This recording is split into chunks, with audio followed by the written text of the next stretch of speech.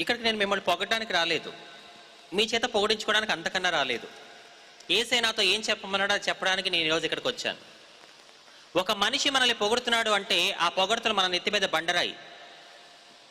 ఇవాళ పొగిడిన వాడే రేపంటూ ఒక రోజున ఆ వ్యక్తి గురించి ఏదైనా అపోహ పొడితే అది నిజమో అబద్ధమో తెలుసుకోకుండానే తిట్టేస్తాడు.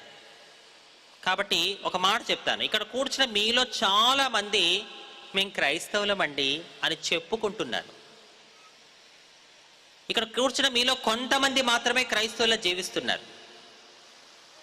ఎవరైతే క్రైస్తవులు అని చెప్పుకుంటారో వాళ్ళకు వచ్చిన శ్రమలో ఓర్పుగా ఉండలేరు. ఎవరైతే క్రీస్తు కొరకు నిజమైన క్రైస్తవులుగా జీవిస్తూ ఉంటారో వాళ్ళు ఎన్ని శ్రమలు వచ్చినా ఆయన వైపు చూస్తూ ఓర్పుగా ఉండగలరు.